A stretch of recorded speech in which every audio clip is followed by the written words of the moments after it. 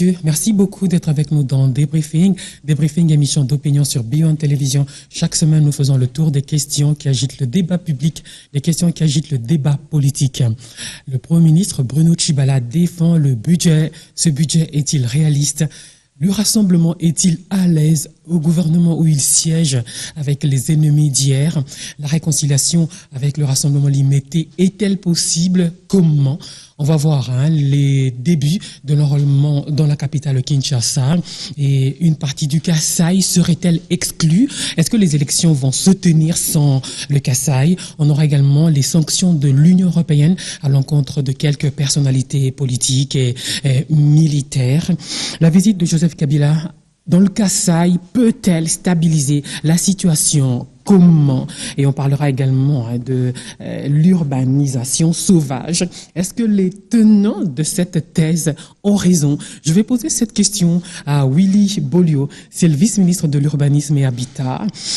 Il est du rassemblement Kasavubu, il est de la coalition des alliés de Tshisekedi 4, une plateforme dirigée par Jean-Pierre Lissanga Bonganga. Willy Bolio est avocat au barreau de Bandundu. Willy Bolio, bonsoir. Bonsoir Mamina. Merci beaucoup d'avoir répondu à notre invitation. Tout de suite, on va se rendre au Palais du Peuple où le Premier ministre était, où tout le gouvernement était pour défendre le budget. Est-ce qu'il est réaliste, ce budget? Oui, je vous rassure que le budget est réaliste. Vous risquez même d'être surpris qu'on aille au-delà des assignations qui nous sont prévues dans ces projets de budget. Et la vérité est que les gens sont en train de se demander, est-ce que nous serons en mesure de réaliser un tel budget avec les 6 mois qui nous restent? Évidemment, nous sommes un gouvernement de mission dont la mission principale est l'organisation des élections.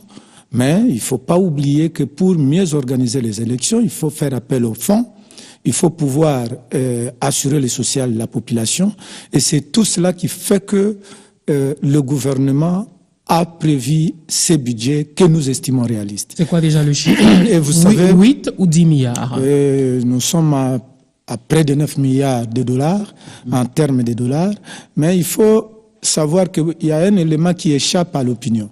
Hier, il y avait le problème de baisse de coûts des matières premières. Aujourd'hui, le cuivre, par exemple, a pris l'envol de 4 000 dollars à 6 000, 5 500 presque. Et vous avez de l'or qui aussi a augmenté. Et tout cela fait que nous sommes très réalistes dans notre budget. Et en plus, il y a un problème. Il faut, au niveau local, avec des recettes internes, un peu de discipline pour pouvoir canaliser des recettes dans des caisses de l'État. Vous savez que beaucoup d'argent circule dans les poches des individus au lieu que ça soit versé dans les caisses de l'État.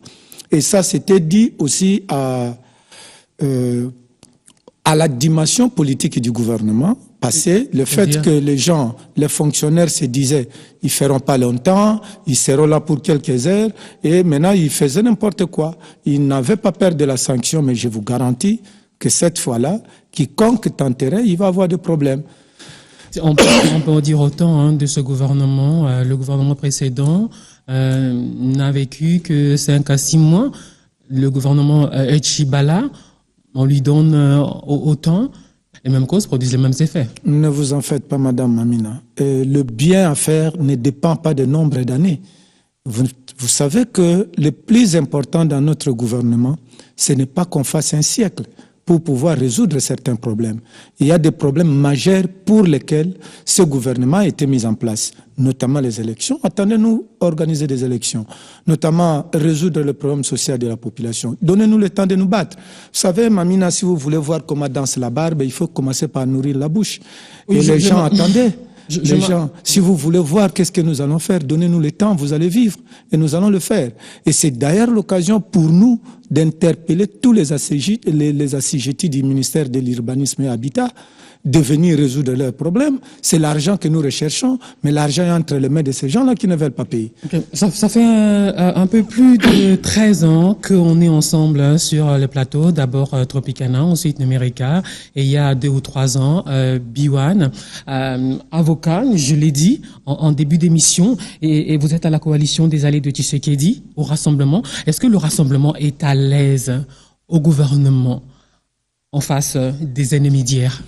Ils n'étaient pas ennemis d'hier. C'était hier des adversaires politiques. Et il faut retenir que si vous voulez naviguer dans une pirogue, vous devez regarder vers la même direction. Il n'y a pas quiconque qui soit mal à l'aise. Moi, je suis membre du gouvernement et au gouvernement, je ne suis pas rassemblement. Au gouvernement, je suis vice-ministre. Je ne sais pas, à moins que quelqu'un vous dise quel est le poste réservé à un acteur rassemblement. Nous sommes au gouvernement. C'est un gouvernement dirigé par Bruno Tshibala et ce n'est pas un gouvernement où vous avez d'un côté de l'eau et de l'autre côté de l'huile. La CAT, coalition des alliés de Tshisekedi, est-ce qu'on peut se dire tshisekédiste quand on est interdit de l'imiter? Vous savez, il y a des, comment je peux dire, il y a des moutons à qui on peut peindre en couleur de léopard, mais le plus important, c'est de les laisser devant une chèvre. Vous allez vous rendre compte que c'était un mouton et ce n'était pas un léopard.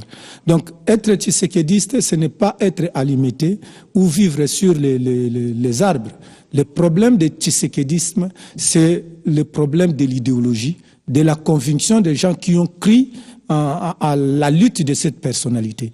Donc ce n'est pas un problème lié aux adresses. Et je dois vous garantir que vous serez surpris que les gens qui crient être plus tshisékédistes ne seront pas à mesure d'accomplir leur mission. Et nous sommes convaincus que notre lutte était pour ça.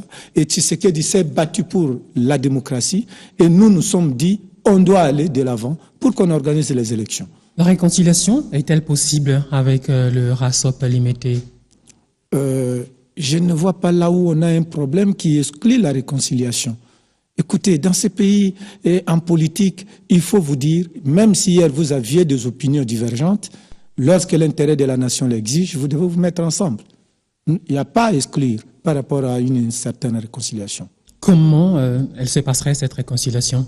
Il faut laisser le temps au temps, elle viendra. Et d'ailleurs, nous, personnellement, nous ne pensons pas qu'on a un problème d'inimitié avec les autres membres qui ne sont pas venus avec nous. C'est un problème d'opinion, c'est un problème de droit. Donc si vous estimez que vous n'allez pas partir avec nous, vous restez. Mais nous avons la conviction que nous voulons aller aux élections. Quel reproche vous faites au tandem Félix Tshisekedi, Pierre Lumbi? Non, ce n'est pas le moment de le juger. Ils sont en train de mener leur lutte et nous sommes en train de conduire le pays aux élections. Ce que je peux dire, c'est d'inviter tous les Congolais, sans distinction, de s'impliquer dans la pirogue des élections. Auquel cas, ceux qui vont rêver risquent de se rendre compte que le train est parti. Rendez-vous compte, aujourd'hui, on vient de terminer l'enrôlement à l'Est. On commence maintenant à l'ouest de la République. Si on disait aujourd'hui que dans 2 semaines, on organise les élections à l'Est, combien de personnes sont-elles prêtes à aller aux élections? Il ne faudra pas qu'on aime à la fois une chose et son contraire. Nous sommes là parce que nous avons la conviction que nous devons aller aux élections et on va les organiser. L'enrôlement justement à Kinshasa, comment vous avez jugé ses débuts? Oui, l'enrôlement a commencé. Je sais que les gens ont décrié qu'il y a des ratés, la lenteur des opérateurs de saisie et tout, mais je crois que ce n'est pas ça qui peut bloquer le processus. Ce sont peut-être des petits ratés du début. Comme c'est au début, je crois que c'est encore bon pour que la CENI puisse s'améliorer. Il n'y a pas à craindre. Une partie du Kasaï, on passe d'être exclu du processus électoral. Au fait, le gouvernement ou bien la CENI n'exclut pas une partie des Kasaïens à se faire enrôler. Il est vrai qu'il y a eu des incidents, et tout le monde le sait, qui ont insécurisé la population, créant ainsi des déplacés, ce que nous déplorons, mais néanmoins, ce n'était pas de la faute de la CENI. Et ça, il faut incomber la faute aux auteurs. Il faut demander à celui qui a mangé le noix de palme de vomi de l'huile, et non une autre personne. Il y a des auteurs de ces troubles, ils doivent en être responsables. Les élections sans le Kasaï, c'est possible? Je crois que ce n'est pas sans le Kasaï. Vous devez dire qu'avec une partie qui était perturbée, est-ce possible? Mais je crois qu'avec la pacification actuelle, la CENI peut-être pourra nous apporter d'autres éléments par rapport à ça. Parce que à ce que nous sachions, aujourd'hui il y a pacification, ce qui justifie même la présence du chef de l'État au Kasaï et avec le vice-premier ministre en charge de l'Intérieur. Donc s'il n'y avait pas des indices de pacification, une haute autorité de la République ne serait pas partie là où il y a du feu. Donc, il est allé parce qu'il est très rassuré que le gouvernement est en train de pacifier le Kasaï. Les élections sont en décembre prochain. On n'a toujours pas de calendrier. Et d'abord, le fait que vous avez en tête le mois de décembre, c'est déjà un calendrier que vous avez.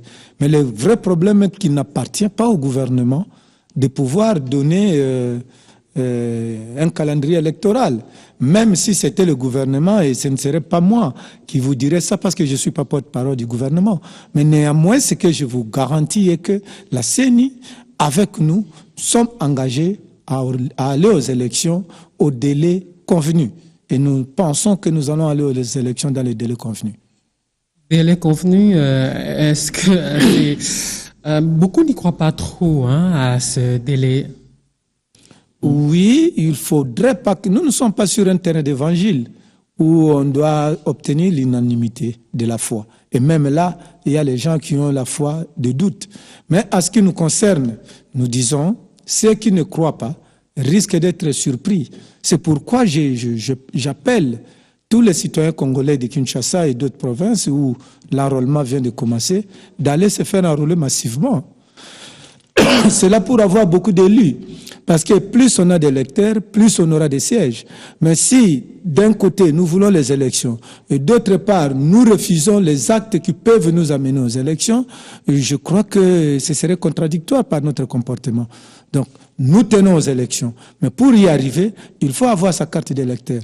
Et là aussi, il faut que je demande aux Congolais de se rendre compte. La carte d'électeur a double importance. La carte d'électeur a double importance dans ce sens que c'est d'abord une arme qui vous permet de voter, de désigner les autorités de votre choix. C'est une arme. Donc si vous tirez sur un cancréla, vous allez consommer le cancréla pendant tout le mandat. Si vous tirez sur l'éléphant, vous conservez pour bouffer l'éléphant pendant les 5 ans. Donc la carte d'électeur a d'abord cette première importance. La seconde, c'est vos cartes d'identité. Rendez-vous compte, avec toutes les opérations juridiques dans le pays, et que vous n'ayez pas votre carte d'électeur, vous risquez d'être à marge de la vie sociale. On peut vous faire aujourd'hui même un transfert d'argent si vous n'avez pas de carte d'identité. Comment allez-vous vous en sortir?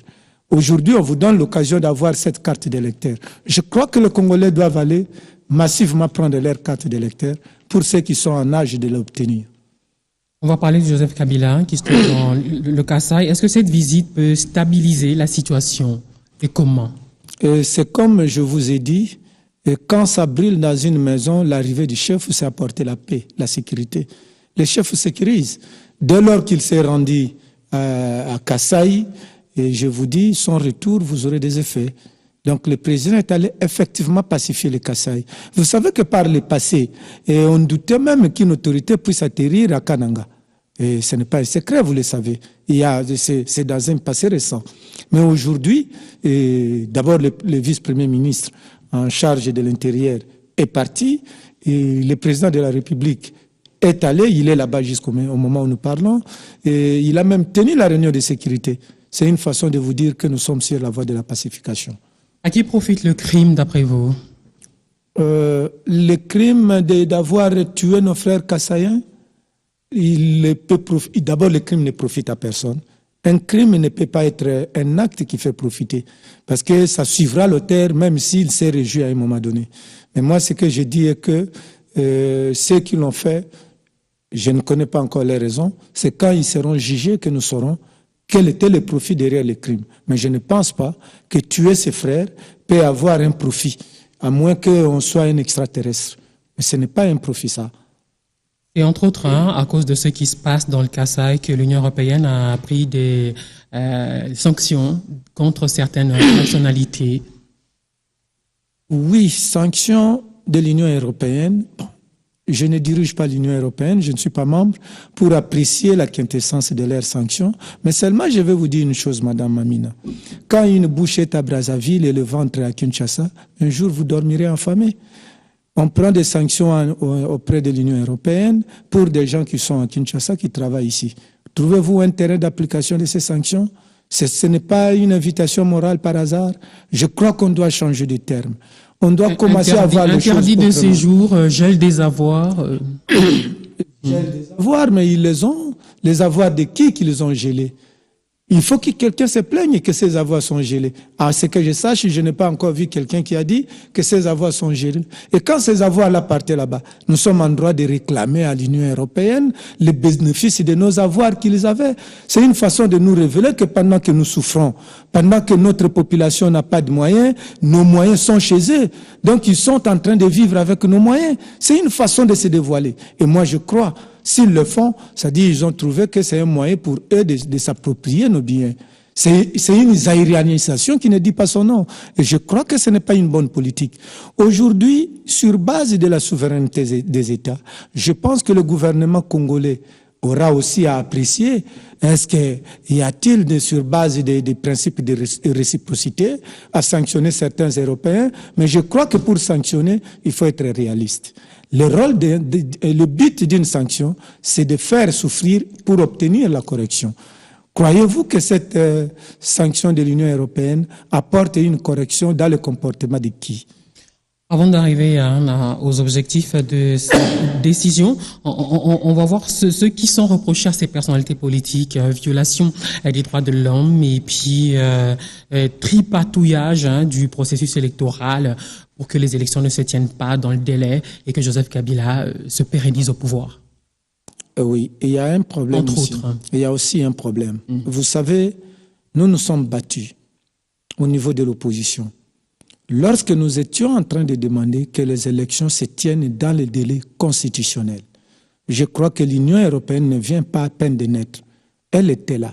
Elle ne nous a pas entendus. Elle n'a pas aidé le gouvernement qui déplorait qu'il n'avait pas de moyens. En quoi faisant? Et alors, vous attendiez quoi? Vous attendiez quoi à l'époque de l'Union européenne? Non, mais je ne dis pas qu'on attendait quelque chose de l'Union européenne. Nous étions en train de nous battre pour qu'on ait des élections dans les délais constitutionnels.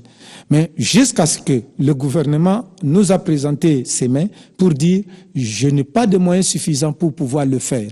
Et comme on était arrivé à terme du mandat constitutionnel, on a ouvert des négociations. Ces négociations qui étaient aussi appuyées par la même Union européenne. Mais je crois que le problème, peut-être ne serait pas le problème des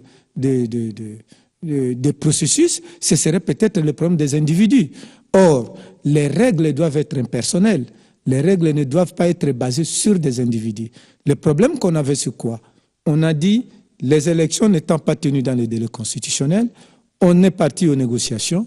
À partir des négociations, on a dit, il faut un gouvernement d'union nationale. Mais écoutez, Madame Mamina, dans le gouvernement d'union nationale, sur principe, ce n'est pas accompagné de noms de gens. Il ne faudra pas dire que ceux qui dirigent, moi par exemple, je vaux mieux que tous les Congolais. Nous avons 80 millions d'habitants. Et que dans ce gouvernement, on devrait avoir à peu près 59 personnes. Croyez-vous que tout le monde devrait être là?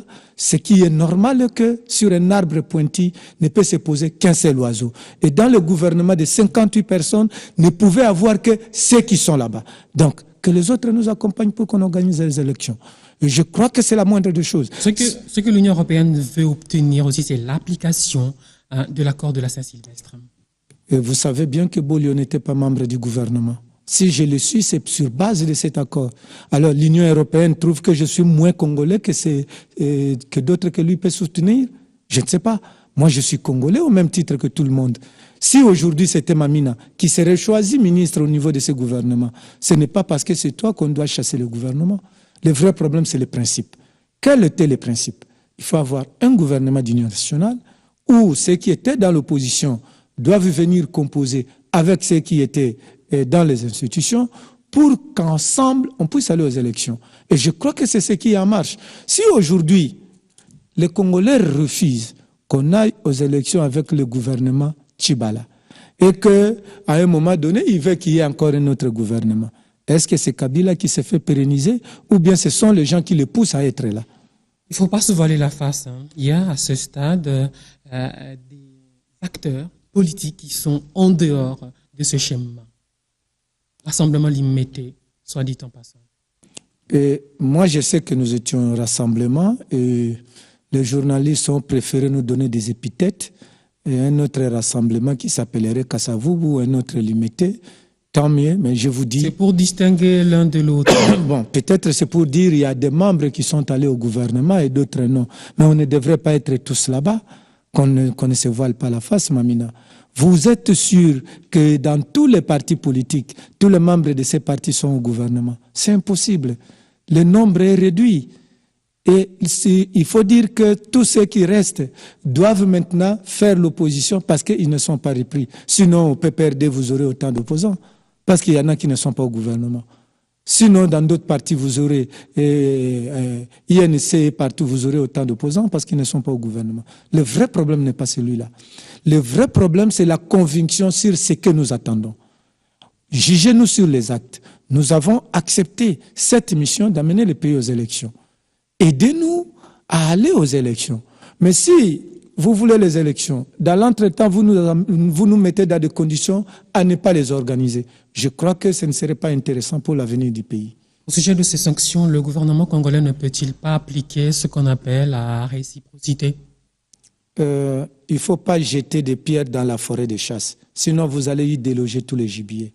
Je ne dois pas ici dévoiler les mesures stratégiques que le gouvernement congolais va prendre. Mais au moins, le gouvernement a suivi et le gouvernement va agir comme responsable. Et il va prendre ses responsabilités pour prendre position. Je vous ai dit pour nous, ce qui me concerne, ces sanctions-là constituent un appel évangélique.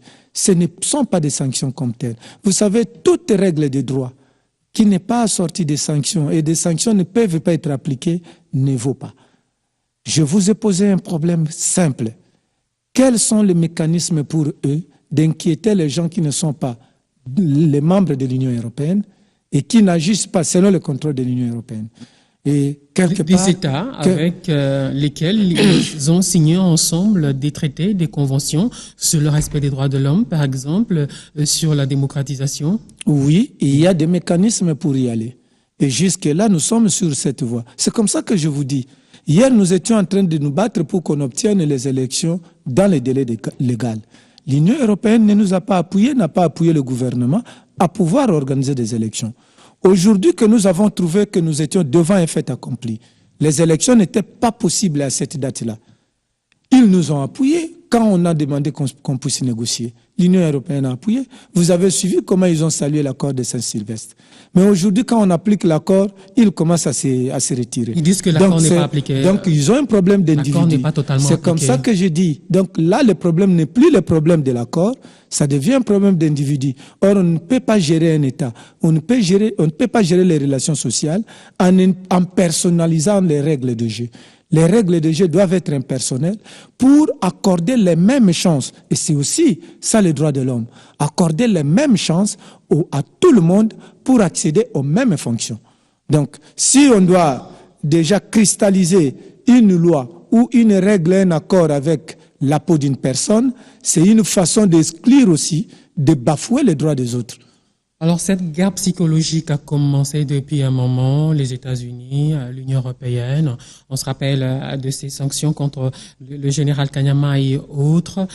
Jusqu'où irait-elle, cette guerre psychologique, d'après vous? Je pense que nous avons des nerfs solides pour pouvoir continuer le chemin. Le moment n'est plus de s'occuper de ce que disent les autres, qui peuvent parfois nous amener à ne pas atteindre les objectifs. Vous savez, si aujourd'hui on doit commencer à se mettre à dire, l'Union européenne a dit, les États-Unis ont dit, et qu'on n'avance pas, on retourne vers là, nous n'aurons pas d'élection au délai convenu. Ça, il faut être sûr. Et quand on va suivre ces gens-là, et qu'à ces délais, on n'obtient pas les élections, à qui la faute? Voudriez-vous encore incomber la faute à ceux qui sont en train de diriger et qui veulent organiser des élections? Je crois que nous avons un problème d'objectif. Quel est notre objectif et que faire pour atteindre ces objectifs-là? Donc, nous sommes dit, il faut des institutions qui seraient ici des élections. On a pris un délai pour organiser ces élections. Nous sommes en train d'avancer, on nous recule par derrière pour nous dire, écoutez, n'allez pas, revenez, on refait. Sachez que si on va écouter ces gens, on n'aura pas les élections dans les délais convenus. Et à ce moment, vous n'allez pas dire que c'est Kabila qui veut se pérenniser. Alors c'est l'Union européenne qui est en train de vouloir l'aider à être éternellement président, alors que lui-même veut les élections. Justement, et pour une bonne partie de l'opposition, Joseph Kabila, on avait fini avec ses 2 mandats constitutionnels. On n'a pas organisé les élections dans le délai et on lui prête des intentions, le 3e mandat, de rester au pouvoir. C'est ça le véritable problème. C'est comme je vous ai dit, ne vous apprêtez pas à dire que vous aurez ramassé un chien dans la forêt parce qu'il serait perdu. Le chien ne vous a rien dit. Il faut demander au chien comment tu es arrivé ici. Peut-être qu'il vous dira qu'il était en train de chasser, il n'est pas perdu. Donc, il ne faudra pas que je dise aujourd'hui que Kabila a pris un 3e mandat. Il ne me l'a pas dit.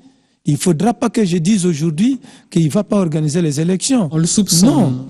Soupçonne. Puisque c'est un soupçon, comment voulez-vous que moi, je puisse réagir à un soupçon?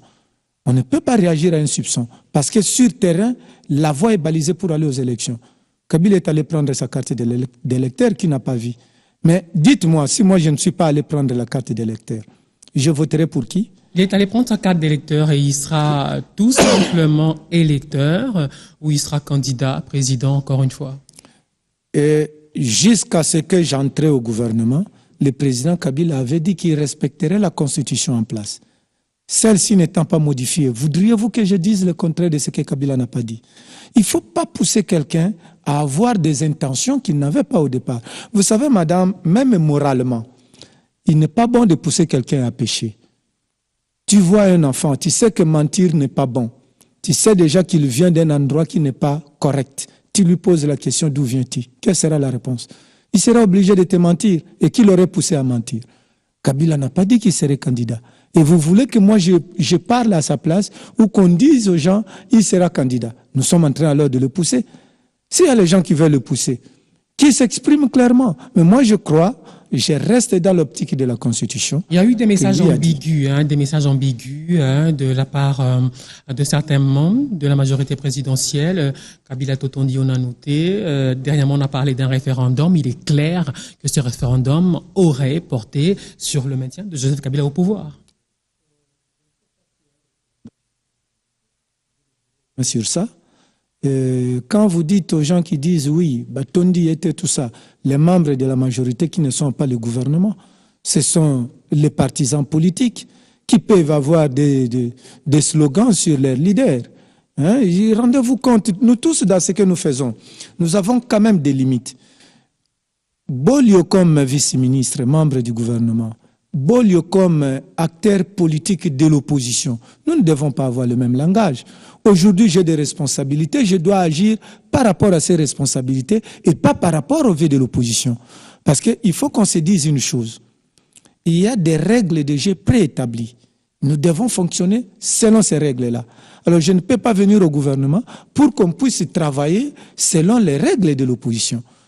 Nous avons une constitution, nous avons des lois de la République qui disent voilà comment les choses doivent marcher. Vous savez, Madame Mamina, si nous sommes tranquilles à Kinshasa aujourd'hui, pour tous les pays riverains, je voudrais parler aussi de cela. C'est parce que seulement l'eau respecte son lit. Si le fleuve que vous voyez là devrait éviter de courbir et prendre les raccourcis à partir de Maloukou et se jeter à l'océan, nous tous ici, personne ne vivrait. On va parler de catastrophe. Dans le même sens, si nous avons une constitution, nous avons les règles de jeu, il y a les gens qui veulent les violer pour prendre les raccourcis, je vous dis ça sera catastrophique et le temps n'existera plus. Donc au moment où je vous parle, nous avons une constitution, nous avons des lois. Quand il y a les gens de la majorité qui sont dans leur meeting politique, qui soutiennent leurs candidats, vous n'allez pas me dire que je dois réagir sur le plan de droit par rapport à cela. Vous pouvez saisir un juge sur ça, il va vous bouter dehors. Le grand problème, c'est quoi? Il faut attendre. Si Kabila est candidat à l'état actuel de notre constitution, on va saisir la Cour constitutionnelle pour la validation de sa candidature. Vous serez prêt à le faire? Pendant que lui ne l'a pas fait. Vous serez prêt à le faire? Vous savez, il y a le mécanisme pour saisir la Cour constitutionnelle. Il ne faut pas me demander d'être prêt à le faire parce qu'aujourd'hui, je suis dans le même gouvernement que Kabila qui n'a pas dit qu'il est candidat. Comment vous voulez m'opposer à quelqu'un qui n'est pas candidat? Imaginons qu'il le faisait. Imaginons, à l'absurde. Il n'est pas bon qu'un gouvernant puisse agir sur des casus. Non, moi je ne peux pas agir sur des casus. Hypothèse. Moi je suis membre du gouvernement. Dans le gouvernement, nous avons une mission d'amener la population congolaise aux élections. Et de la sortir, pour ces élections de la misère. Il y a une constitution. Élection, oui. Misère. J'ai parlé du social, mais il faut qu'on se rende compte d'une chose, madame, par rapport au social. Vous pouvez aller en faire un exemple banal. Vous creusez un trou, vous sortez de la terre, de la boue d'un trou. Après, vous dites, oui, il y avait un trou, je prends la même boue pour remplir. Allez vérifier. Vous n'aurez pas le même niveau du sol. Au besoin, si vous voulez arranger, ça restera encore un trou. C'est une façon de vous dire quoi? Il ne faut pas demander au gouvernement Tchibala de résoudre en 6 mois une crise qui a été organisée pendant des années. Et ça, il faut que les gens soient conséquents. On doit juger quelqu'un, on doit prendre les mesures par rapport aux choses qui sont en face. Donc, la question est là. Nous allons nous battre. Le gouvernement ne croise pas les bras. La première chose qu'on attendait de Bruno Tchibala, c'était de mettre fin à l'érosion du franc congolais. On est à plus de 1400 francs congolais, le dollar. Oui, et il s'y met. Le gouvernement s'y met pour faire ça. Mais écoutez, madame Mamina, vous savez combien de temps prend-on pour construire une maison? Et combien de temps ça peut prendre si vous voulez l'écrouler? Donc ce sont des choses réelles. Notre vie est semblable à tout ce que nous vivons. La gestion de la res publica est aussi de la même façon. Ce n'est pas pour rien que je vous ai dit. Nous interpellons d'abord en ce qui concerne le ministère de l'urbanisme. Les gens qui occupent les maisons de l'État et qui ne payent pas. Okay. Et ça, c'est pour ramener l'argent. Mais si vous voulez qu'on ne le fasse pas et qu'on fasse un bâton magique, ce qui est magique n'est pas bien mangeable. Oui, et tous les fruits que nous mangeons aujourd'hui n'ont pas été plantés le matin. Donc, ce que je veux dire, c'est quoi? Les effets de ce que Tchibala va faire, il ne faut pas les attendre après l'adoption du budget aujourd'hui. Il faut lui donner le temps d'agir et pendant ce temps-là, ça va sortir des effets. On a donné tout le temps à Sami Badibanga et on n'a rien vu venir par rapport à la dépréciation du franc congolais. Madame Mamina, vous avez votre fils aîné qui a échoué à l'école, qui n'a pas eu l'examen d'État. Il ne faut pas refuser de payer les frais d'études au cadet parce que l'aîné a échoué. Donc, vous n'allez pas me dire s'il y a des premiers gouvernements qui n'ont pas réussi. Ce n'est pas seulement Badibanga, il y avait plusieurs gouvernements. Vous n'allez pas me dire que c'est le gouvernement Léon Kengo qui avait réussi, c'est le gouvernement Matata qui avait réussi, c'est le gouvernement, je ne sais pas quel premier ministre qui avait réussi. Parce que si tous ces gouvernements avaient réussi, on ne serait pas arrivé à ce stade. Nous sommes que héritiers. Oui. Maître Willy Bolio, vice-ministre de l'urbanisme de l'État, vous êtes à la coalition des allées de Tshisekedi, la 4. Alors, parlant urbanisation, ceux qui disent urbanisation sauvage, est-ce qu'ils ont raison ou ils ont tort? Urbanisation sauvage de la ville de Kinshasa. Il est vrai que ce n'est pas seulement la ville de Kinshasa. Il y a des choses que nous déplorons, que nous avons découvertes sur terrain. Et vous avez vu comment les ministres se déploient. Presque chaque samedi, il est sur terrain pour aller voir. C'est parce que pour bien soigner, il faut faire l'autopsie. Il faut connaître la maladie. Quand vous allez dans un hôpital où on ne vous fait pas d'examen, on vous inculque déjà des médicaments, écoutez, c'est dangereux. Parce qu'on risque de vous donner le produit qui ne correspond pas à ce que vous sentez. L'une des solutions, c'est la démolition des constructions anarchiques. Ne vous en faites pas. Et Joseph Kokonyangi ne s'est pas encore engagé sur le terrain. Ne vous en faites pas. Joseph Kokonyangi est sur terrain. Il y va. C'est parce que parfois il parle sans Mamina. Parce qu'il faut qu'on vous invite pour démolir, à voir qu'est-ce qui se passe. Les constructions anarchiques. Il y a toute une procédure. Les constructions anarchiques. Il y a toute une procédure pour démolir. Parce que les gens là pour construire, il y avait aussi l'État qui voyait pousser. Il ne faut pas qu'on vienne seulement dire voilà, on démolit aujourd'hui brutalement. Non, il y a une procédure. Des constructions sur les câbles électriques. Non, il y a un problème. Sur les tuyaux de la régie des eaux. Nous faisons d'abord le constat. Il y a ça à tel endroit, il y a ça à tel autre endroit. Et puis, on interroge la loi. Quelle est la mesure prévue lorsqu'on est en face de ceci? La loi nous dit, si c'est la démolition, nous démolissons. Ne croyez pas qu'on va laisser. Non, l'État, c'est l'État. l'État va agir par rapport aux droits. L'urbanisme reste l'un des secteurs les plus sensibles. Les plus corrompus. Les plus corrompus aussi. Vous avez ajouté que c'est le plus corrompu. Ouais. Mais je crois, si nous sommes là, c'est pour apporter la correction. Et donnez-nous le temps. C'est comme je vous ai dit au commencement. Si vous voulez voir comment danse la barbe, il faut nourrir la bouche. Quand la bouche va manger, vous allez apprécier quel est le style de la danse de cette barbe. Aujourd'hui que Kokonyangi et Bolio sont à la tête du ministère de l'Urbanisme et Habitat, permettez-nous d'agir. Ce n'est qu'à la fin de notre action que vous allez nous poser la question, Mamina, qu'avez-vous fait de l'urbanisation de la République? Pas seulement de la ville de Kinshasa, de la République. Parce qu'il y a la responsabilité qui incombe à la ville ou à la province, et il y a la responsabilité du gouvernement central qui va venir veiller. Donnez-nous le temps de faire. Justement, j'espère qu'après votre passage, on dira de vous, comme par exemple, c'est juste un exemple de Matata Pogno, qu'il a fait de la primature un bijou, qu'il a construit une école, un hôpital dans son Maniema natal. De vous, qu'est-ce qu'on dira? Je crois qu'il faut nous laisser le temps pour nous juger à la fin. Il n'est pas bon que nous disions ce que nous sommes aujourd'hui. Vous savez, Madame Mamina, il y a ces gens-là qui donnent l'impression de mieux faire et ceux qui ne vous disent pas qu'ils font mieux et qu'à la fin de compte, quand vous avez les résultats, vous allez apprécier. Sur cette note, je vais vous dire que nous n'allons pas agir seuls. Le ministère de l'Urbanisme et Habitat, dirigé par Kokonyangi Joseph, ne va pas agir par M. Kokonyangi seul. Nous avons besoin de l'implication de tous les Congolais. Ne soyez pas surpris que je vous dise, Madame Mamina. Ce ne sont pas tous les Congolais qui sont insolvables. Non, non. Je ne parle pas seulement de l'insolvabilité. Dans les maisons et les appartements de l'État. Je ne parle pas seulement de l'insolvabilité. Et là, quand on va les sortir, ils viendront crier devant vos micros. Vous avez commencé par où, par exemple? Il y a plusieurs immeubles dans la ville où les gens sont mis en demeure. Et ils vont quitter. Parce que nous pensons que l'État ne se plaint pas. L'État a le moyen de pouvoir les déguerpir. Ils sont mis en demeure pour qu'ils quittent. Ceux qui ne veulent pas quitter, tant mieux, l'État va s'occuper d'eux. Mais seulement si je dis que ce n'est pas Kokonyangi seul qui va agir, c'est parce que ce n'est pas seulement le problème de l'insolvabilité des gens, il y a le problème d'urbanisation que vous venez de dire, il y a le problème aussi de modernisation des biens de l'État, il y a le problème de sécurisation des immeubles de l'État. La plupart des immeubles n'ont pas de certificat d'enregistrement. Et nous avons constaté que c'était une possibilité de laisser qu'on puisse se les attribuer et que vous voyez quelqu'un qui vient avec un certificat d'enregistrement pour venir ravir à l'État son bien.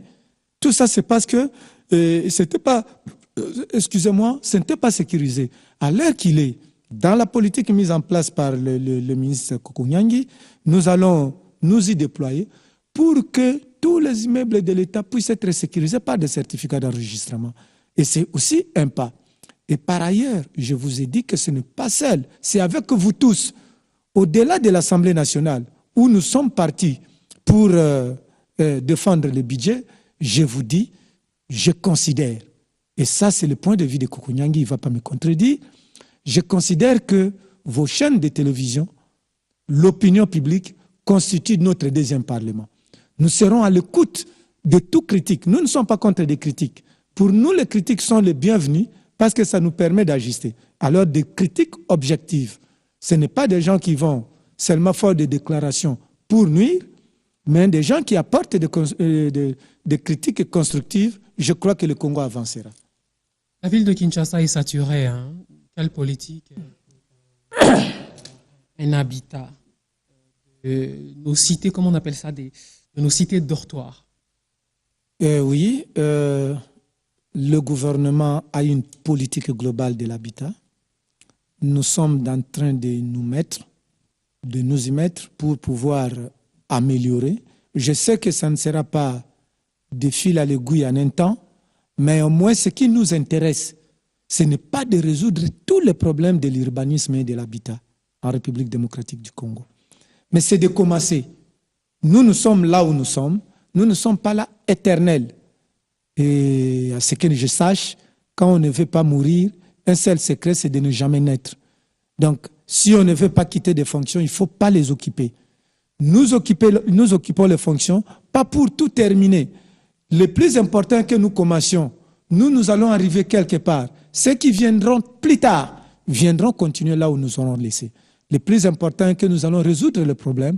Nous allons les aborder parce que, effectivement, la ville de Kinshasa est saturée.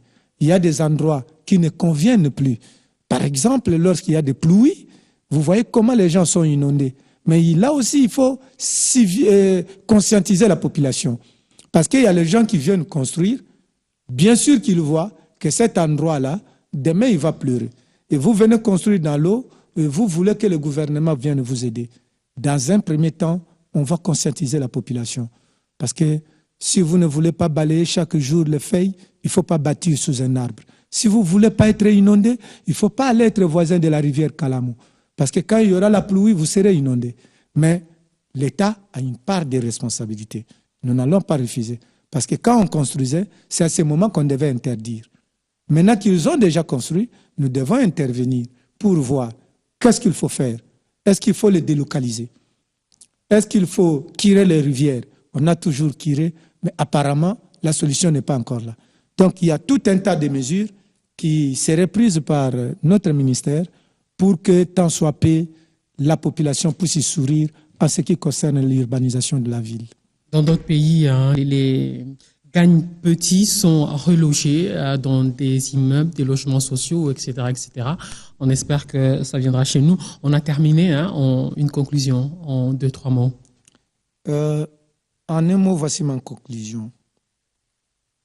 Une fois, c'est un conte de chez moi. Une fois, il y avait la Alors gazelle. aujourd'hui, on a eu des contes, des dictons. Voilà.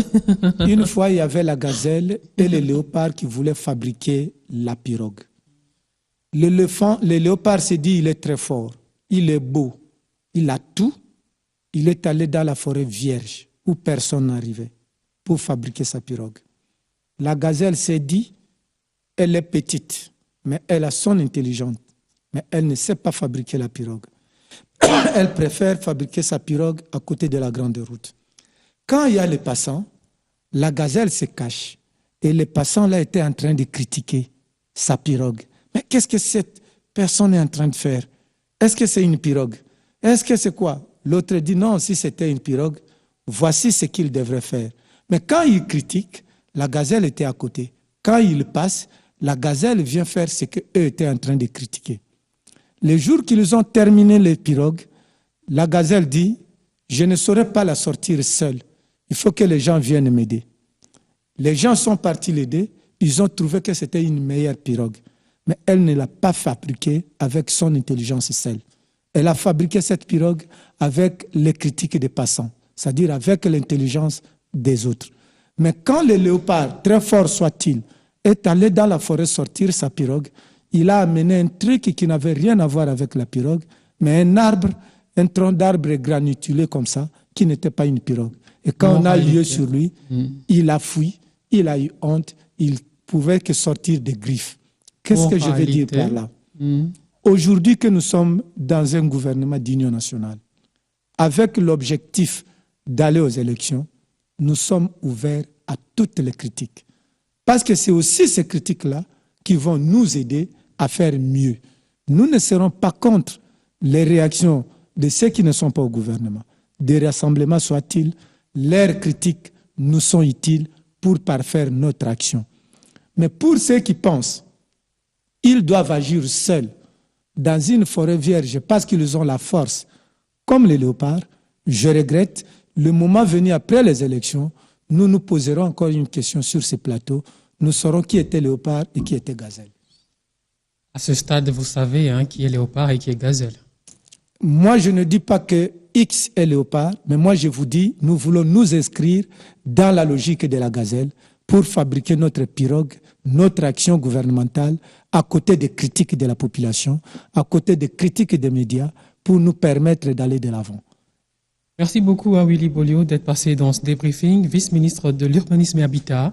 Vous êtes au rassemblement, il faut que j'ajoute Kassavoubou, coalition des alliés. Non, mais il faut dire que je suis membre du gouvernement. Et au gouvernement, il n'y a pas rassemblement, il n'y a pas majorité. Le gouvernement, c'est un gouvernement d'union nationale.